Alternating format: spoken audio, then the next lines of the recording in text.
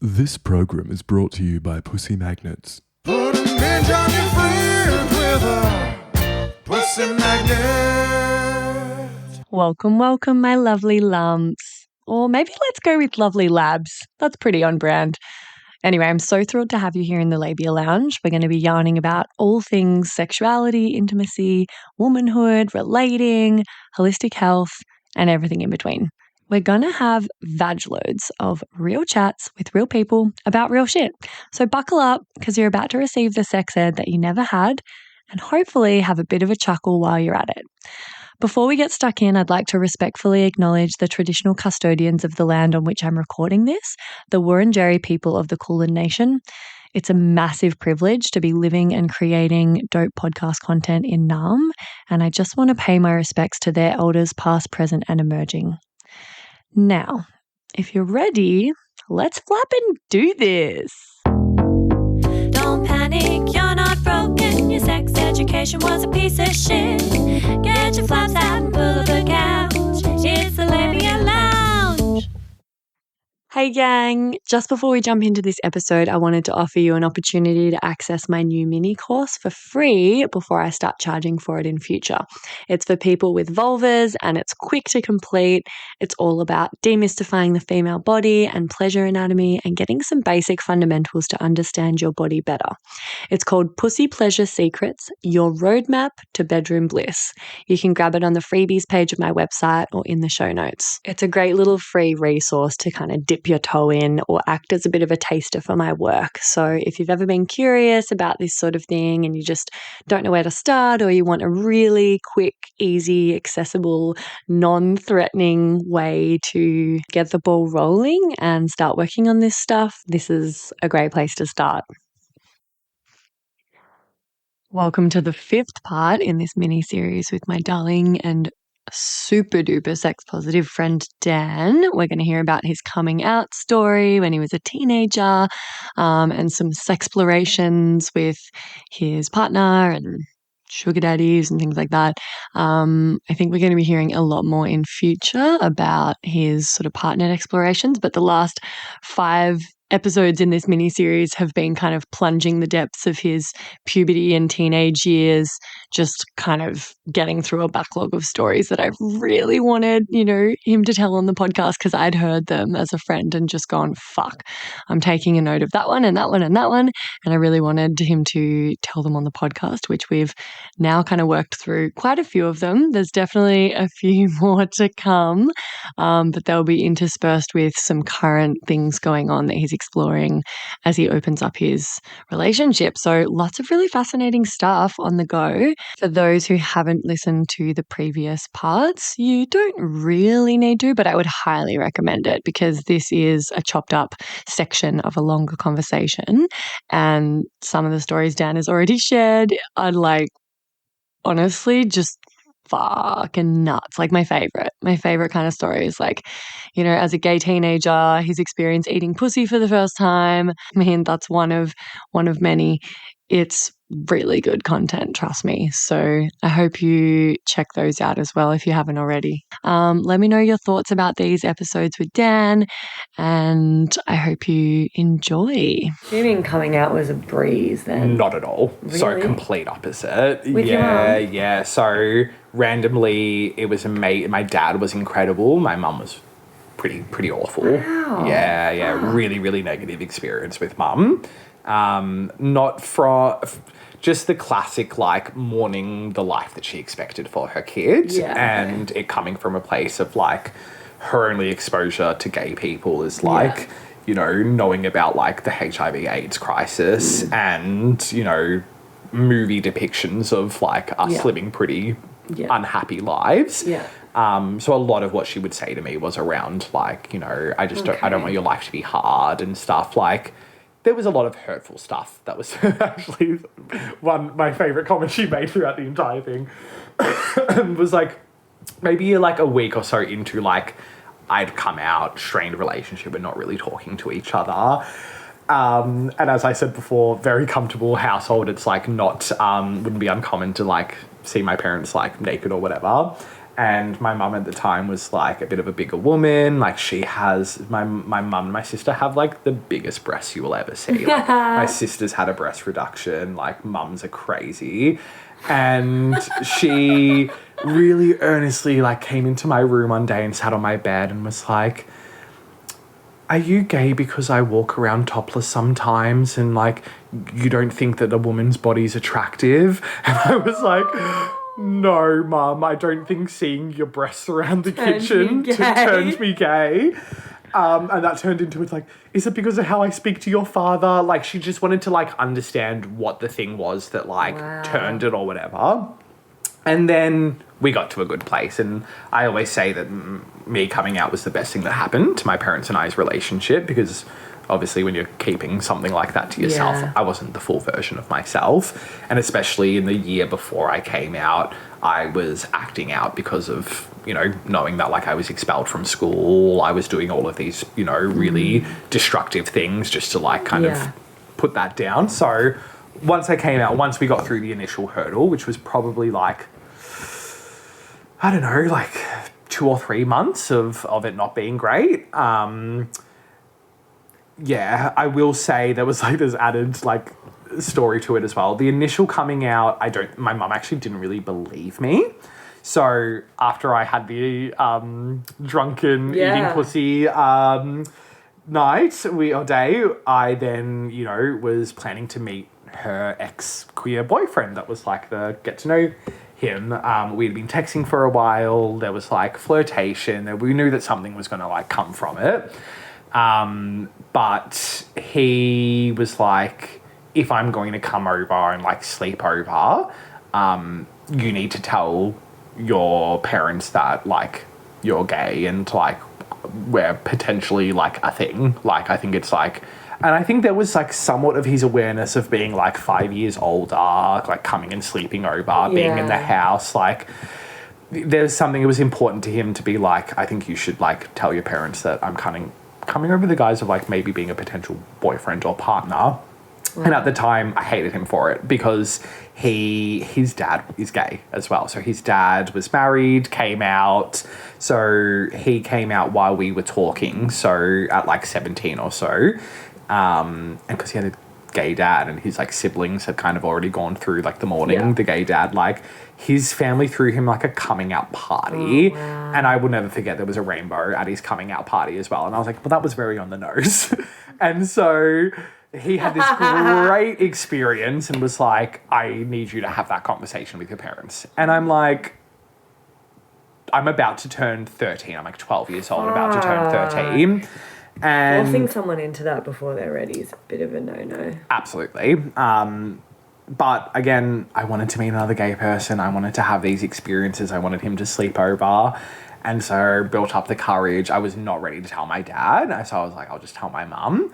And something so symbolic about it, she was making banana bread and she was mashing bananas while I told her this, which if that isn't like the phallic representation of her, like in that moment, not wanting me to be gay, just beating up these phallic objects. Oh my God. And I remember I said it in like just this really like out there way, like my sister had made like jokes throughout my entire childhood about me being gay because like I was a theatre kid, I did dancing, singing lessons, I put my sister's makeup and clothes on. Like I still to this day say to my parents and family, I have no idea how you did not know. Like all of the signs were there.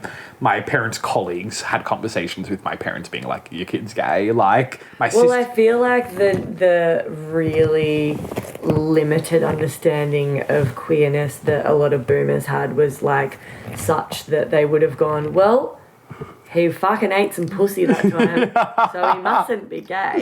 He so can't true. Be. Yeah. He earned his red wings. Yeah. Which is so funny as well because my mum's cousin, whose name is also Daniel, is gay. So, like, in my I'm collecting gay Daniels. My partner's name also been Daniel.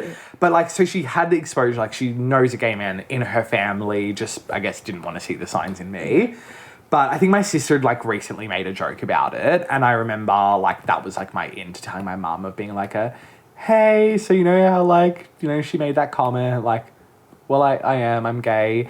And I remember my mum just kind of looking at me and being like, seriously? Like, are you joking? Like, seriously? And me being like, yeah, I am. And I want to have this friend come over and like, I like him and like, he likes me. And my mum was like deeply, deeply uncomfortable, but I didn't think was like still processing it. And I remember her just being like, yes, you can, but like you need to sleep in separate beds. So like have another mattress like on the floor or something. And so she didn't tell me, and that was her last thing she said was, don't tell your dad. Your dad's going to react really, really bad to this. And I remember being like, oh, my dad is the world's sweetest like man in the entire world. He's very quiet. He's very introspective. He kind of lives inside of his head. It's just not like my dad to have a bad reaction. But I remember my mum like made me feel like dad will kick me out of the house if I tell him. So she's like, don't tell your father. So like dad picked him up from like the train station, took him home. We went to have the sleepover. We had the separate beds put out, and of course we started like making out, playing that night, and I made him give me a hickey, and the whole time he was like, I don't think that's a good idea. And I was like, just fucking like give me a hickey. Why did you want a hickey? Because I'd never had like a sexual experience with a guy. Like I think I'd maybe given one to a girl before, but there was just something, I was so excited, and I guess I liked the idea of like having this mark of like this experience, you know, I get to take it away with me. Or that was just like what people were doing in high school, and I wanted a part of it as well. Hickeys were really in. Yeah. Now one of my controversial takes is I hate hickeys. Fuck hickeys. Oh my God, I think they're fucking gross. It's the one thing I'm somewhat judgmental on when I see them like on someone above the age of like 20. Right. Yeah. I'm even gonna make it younger. I think once you turn like 18, you've had enough time there. But so I had a hickey on my neck, and I remember waking up the next day and like going to the bathroom, and my sister like just walks past me, and I see her eyes dart down and see the hickey and like go up, and she knows that this like 17-year-old guy has been sleeping in my room that night. And she just kind of like has this weird reaction and goes away, and I'm like, fuck, she's like clearly seen it. And I remember like being in the bathroom panicking, doing all of the tricks I've heard, putting toothpaste on it, doing like rubbing it out with a coin apparently disperses like the blood. None of it works. And then we're like sitting in my bedroom being like, oh, like fuck, what's gonna happen from my sister seeing this? And my mum bursts into the room, gets up in his face and like screaming at him, pointing at him, being like, don't you ever fucking touch my son ever again. Like, don't you put your hands on him. Literally the most like traumatic thing in the entire world. Oh my God. My partner texts his dad being like, you need to like come get me now. Like his mum is like in and like my mum had really bad like rage issues back then. Like it was scary German woman, like thick German accent yelling at this guy. And so his dad and his older sister come. My mum and his dad decide that I'm going to call him my boyfriend, my mum, his dad and his older sister need to go to the local shops, get a coffee and have a conversation together about what's just happened.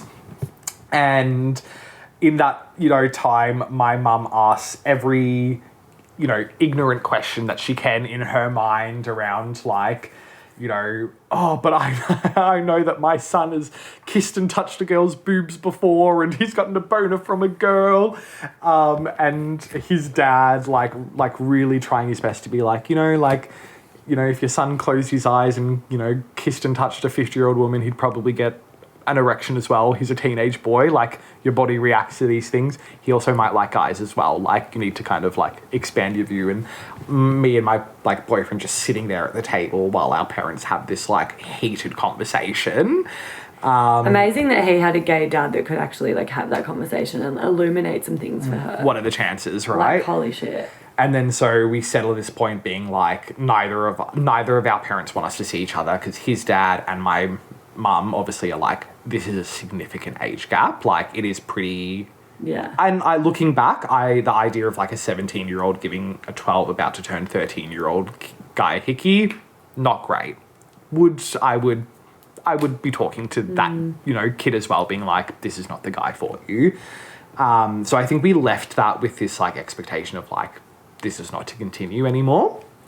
And then I think at that point, my mum felt the need to tell my dad.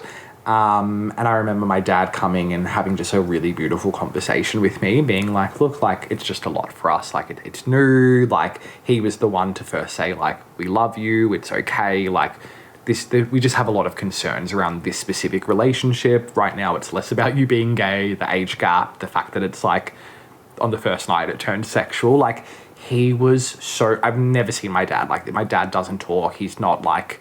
Wow. Like that. I'm impressed. He just showed up. And then what is my favorite memory of my dad of all time is like, again, can't remember the timeline, but a little bit later, he and mum like sit me down to essentially tell me like, look, they don't want me to see him anymore, but they know if they say no more him, I'm going to find a way or I'm going to do something so we can continue to see each other, but the parents have to be there. So like when he's there, I've got to be there with like my parents. If I'm at his place, his parents have to be around.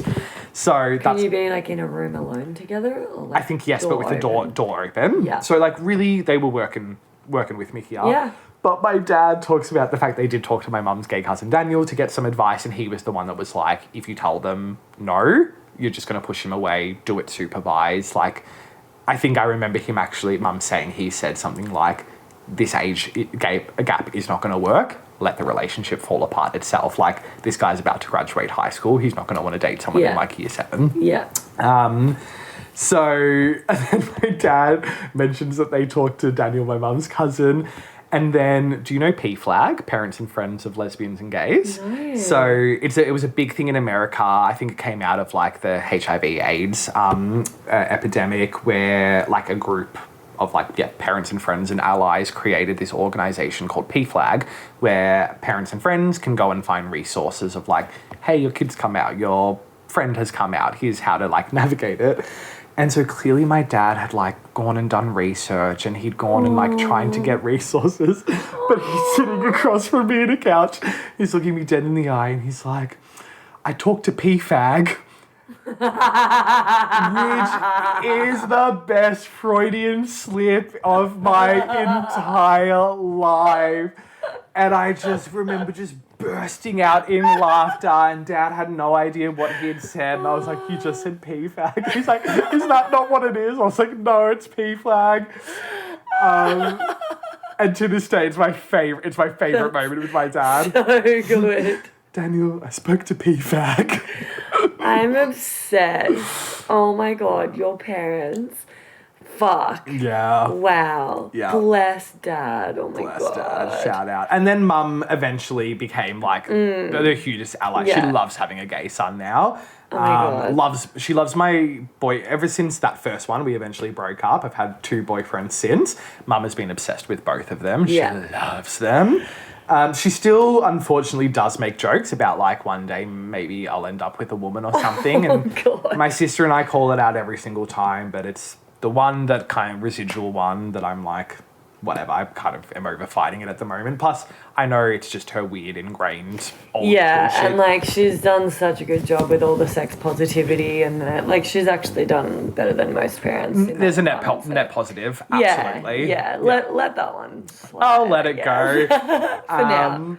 Like, anytime I'll, like, talk about, like, my work wife, or, like, you know, talking about my friend as, like, my wife or something. And Mum's like, really? And I'm like, Mum, you fucking love Dan. How dare you? And then she'll be like, yeah, I do.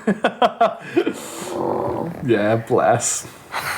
PFAG. Oh my God. Yeah, PFAG. We should make t-shirts. I talk to PFAG. Talk to your local PFAG. Oh, it's so earnest. I love. Oh my God. Dude, I'm like blown away by how many amazing stories you have that are like so topical. The journey we've gone on, you have just given me open opportunity. You've prompted things that I actually haven't thought. I haven't thought about masturbating with a banana in years. That actually fully came back to me tonight. This has been a trip down memory lane. Oh my God. And like more to come. Like this will already be a 2-parter. It's fucking heaps. And then there was still 1 or 2 things on the list. Like we haven't even talked about foreskins and circumcision. That's its own episode. That's its own episode. And I think the drama teacher one, like those are unrelated, obviously. But we can just we can do 2 little mini ones. Oh, stay tuned for foreskin episodes from their number 1 fan. Truly. This has been such fun. Like, you. so... My face hurts from smiling so much. Me too. Like, I'm, like, shell-shocked from how many just balls to the wall, back-to-back, epic fucking Freya-coded, labia lounge-coded stories you just fucking rolled out for me. I'm, like, also anticipating some incredible sex dreams tonight. I'm like, we've talked about enough topics for a long enough time that I know that that's, like, what I'm going to bed thinking about, and I'm excited. All right, start the next episode by telling me about your sex dreams. Yes. And honestly, like, it sparked so many thoughts, but I'm, like, so fucking knackered I can't even be bothered embarking on the stories and threads, but, like, there is more to plunder from our collective life experience here. Yeah, I'm excited. Me too. Maybe we could do like a monthly or every second month, like a little segment. Like you could be like a regular that comes in. Because even, I mean, obviously it would be up to whether you feel like sharing it and whatever. But even just with Dan, like the journey you've been on with like that, opening that up and all the stories you've told me, like, your whole fucking shtick is just so... It's just the best content. Well, I'm like, if I've got all of these stories in the backpack, like, I've only just started my sexplorations, like, a few months ago. So I'm sure there's more gold to come. Like, literally, even just, like, the fucking story about Dan fucking someone for the first time and then you and this dude filming and... Like, my second ever sex tape. Dude. Yeah. And, like, you know what I'm actually really interested to talk about? How quickly I've gotten good at getting angles. That's what I'm bringing to the next episode. My improvement from my first sex tape to my second sex tape. I'm ready for my directorial debut. Oh my God. I'm getting really, like, Scorsese with the angles now. Oh my God. I'm having moments of being like, we have one, I said this is the first time I've had, like, a second camera set up. And the moment of, like, stopping sex to be like, wait, get the second camera. We need a close-up of this shot. I am in my full, like, OnlyFans, like, era at the moment. Do you think you'll make an OnlyFans? You know, it's something I've talked about with my partner for a really long time. Is like, ever since having my one experience of, like, the sugar baby thing, like, I am enamored and obviously, like, cautiously aware and, you know, of, like, the sex industry. But it is, like, when I say, like, sex is one of my favorite things to do. Like, I mean it. It's where I feel most comfortable in my full power. And one of the few things I feel like I'm really good at. So, like, I love the idea of... And I also just love the different kinds of sex you have with different people. Like, I love that kind of... I learn something about myself or I experience something different with every person. So the idea of, like, being able to document that and... Literally. I feel like I would be really good. So I love the idea of it. Again, very fresh in the sexplorations with my partner.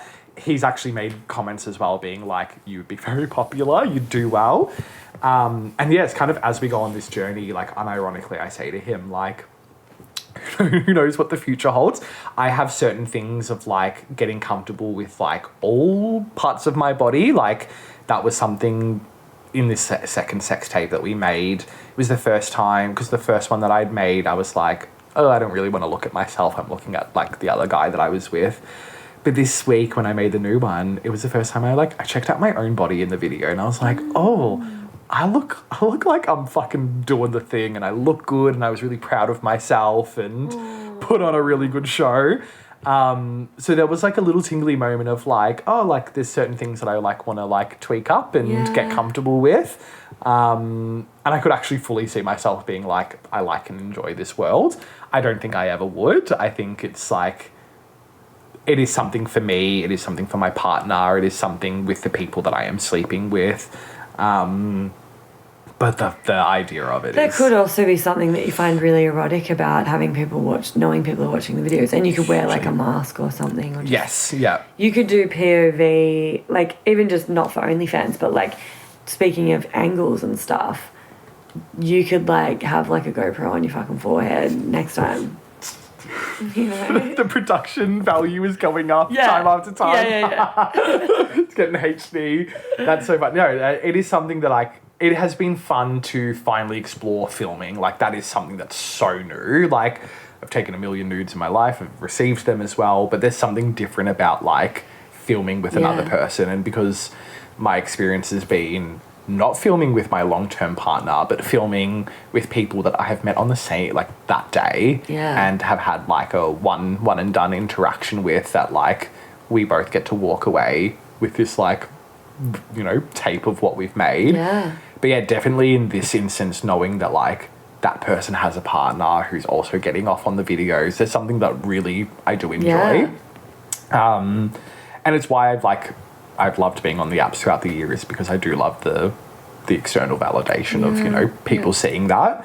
But, like, even in terms of, like, voyeurism and exhibitionism and the idea of, like, watching, like, I don't know if we've had this conversation, it could be a topic for another pod, but I only really, like, I've known of, like, swingers and open relationships and stuff, but I only really first learned about cucking this year.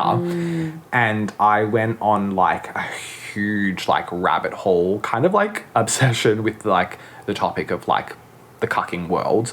And my introduction to it was, like, through the straight lens. Like, I found, like, straight videos of, like, people exploring, like, hetero-flexibility of, you know, like, dom women getting, you know, their boyfriends to, like, clean up the bull afterwards, or, like, comparing, or, like, just being in the frame in the video, and it being this, like, whole thing. And it was the most erotic thing that I have, like, found new and exciting in a really long time. And it was really interesting. I just randomly, like, mentioned to my partner, being like, hey, I've just, like, really, like, discovered this new thing. And he was going through the exact same thing at the same time, and just, like, recently, like, discovered it himself. And so we'd both just become a kind of, like, enamored in this idea of, like, yeah, the cuck bull hot wife dynamic, and there's all these terms to it as well. Would you be the hot wife or him, or will you swap? So it's kind of weird in our dynamic, in the sense of, like, no one's really there's no cuck in our relationship, because, like, we love having sex with each other. There's just, like, a hot element of seeing our partners with other people. It's like, he'll, like, describe me as, like, a bull in that kind of sense, but then we'll also play together, and there's no humiliation, there's no like putting him down, so I wouldn't call him that. Like, he would be the hot wife and I would be the bull in that kind of, like, using those straight terms. Like, there's kind of no cuck there, and we've kind of flipped it on his head now that he's gone and had an experience with someone and that I wasn't involved in. So it feels really nice and on equal playing fields, but still being able to tap into that, like, the erotic nature of, like, seeing your partner as this, like, a stud that's going to go and please someone else, or just getting the validation of, like, seeing your partner be sought after and be desired and that. So it's been, like, kind of making our own version of that after kind of on our own individual ways, learning that was, like, something that we both enjoyed. Yeah, great. Yeah. Dude, you are, like, you're just beginning. I can't even imagine what's possible for you guys. I know. And that's it, darling hearts. Thanks for stopping by the Labia Lounge. Your bum groove in the couch will be right where you left it, just waiting for you to sink back in for some more double L action next time. If you'd be a dear and subscribe, share this episode, or leave a review on iTunes, then you can pat yourself on the snatch, because that's a downright act of sex-positive feminist activism, and you'd be supporting my vision to educate, empower, demystify, and destigmatize with this here podcast. I'm also always open to feedback, topic ideas that you'd love to hear covered, questions or guest suggestions, so feel free to get in touch via my website or over on Insta. You can also send me in TMI stories to be shared anonymously on the pod.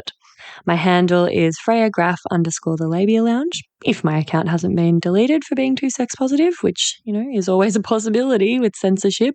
But just in case the chronic censorship finally does obliterate my social channels, I'd highly recommend going and joining my mailing list and snagging yourself some fun freebies for the trouble at www.freyagraff.com/freebies.